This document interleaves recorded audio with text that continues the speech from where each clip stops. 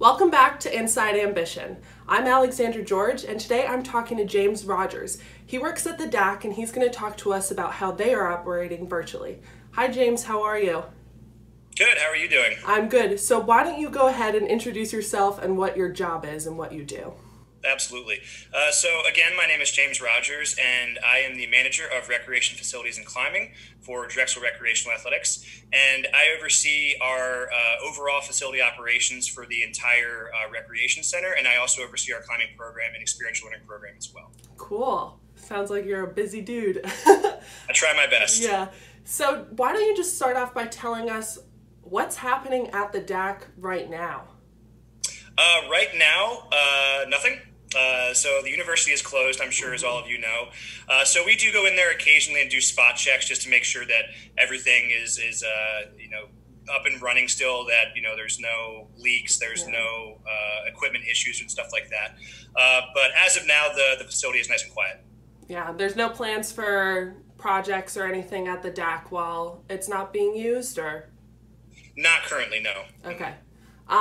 And how have you guys moved your programming to be virtual? What kind of things are you doing? Yeah, so we wanted to try to take a lot of the aspects that we offer at Drexel Recreational Athletics and put it into more of an online version. And so our first big focus was our intramural program. So we took the ideology of physical sports that you traditionally see with intramurals and made it into more esports. So we offer a number of different games. We offer Fortnite. We offer a number of like QWOP. You've seen that game where you try to run the guy all the way to the finish line. Excuse me. Yeah, and so there's a number of different games that we offer with the Virtual Recreation Center that you can access on our website. We also have our own Discord channel, which is what we use to communicate what games we have coming out. You can communicate with other students on that program as well. So intramural sports and esports is one offering that we have. Also, our group exercise program was a big part of our physical recreation center. So we took that and we put it online. So we offer Instagram live sessions that you can just join into and reflect off of what the instructor is doing. We also offer more interactive Zoom sessions for a number of different classes as well. And the Zoom sessions are more interactive, just like you and I are doing right now. You can actually engage and talk to the instructor, and the instructor can do the same for you. And those classes are all offered free of charge, and they're, again, accessible on our website.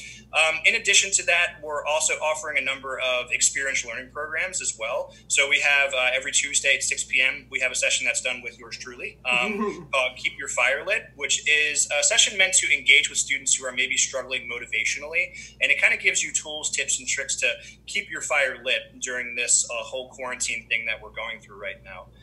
In addition to that, we are offering team building sessions for student organizations that they can sign up for. We call them discovery sessions. So if you're a student organization, you just went through your recognition period, and now you're looking to have your first meeting with your student leadership team and do some team building, engage in leadership development, personality development, things like that.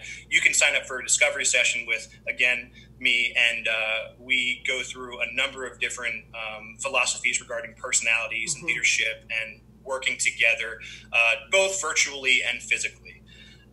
We are also offering a way for students and members to give us feedback as well through our virtual town halls that are offered every Tuesday at 4:30 p.m.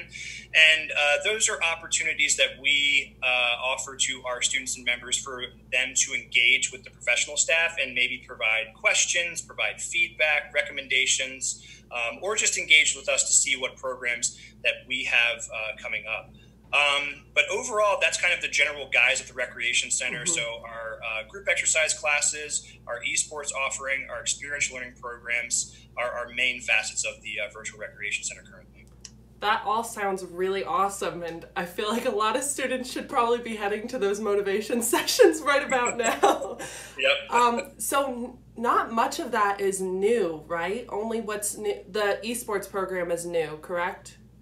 Correct. So that's a very recent addition to our program, and I think it's exciting for us because with the esports program that we've developed during this virtual recreation center period, it won't end. So we're going to continue offering those esports programs to our student population, even after we return to campus and are allowed back into the recreation center. So it's good for us because we're kind of engaging with a new audience, and we're going to use these experiences that we've had to try to reach out to an even broader scope of our student population and our member population by continuing our online Zoom classes, by continuing our online experiential learning sessions, and by continuing our esports program offerings as well.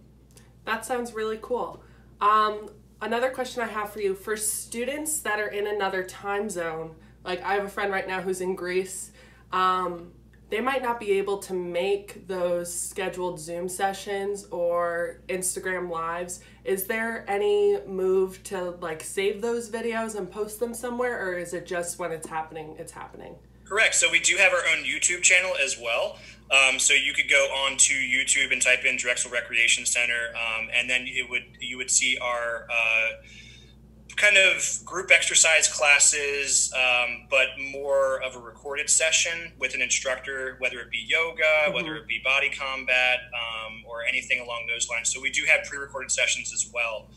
So if you are in a different time zone, you don't have to worry that like, oh man, I have to wake up at 1 a.m. so I can do a group exercise class. You can kind of, do that on your own. And the great thing about Instagram Live is that we offer those programs through the Instagram story. And if I'm not mistaken, I'm not social media savvy, but if I'm not mistaken, I think that it keeps those in the story until you click on it. Okay. So, and you have access to those group exercise classes that we offer on Instagram for, I believe, 24 hours.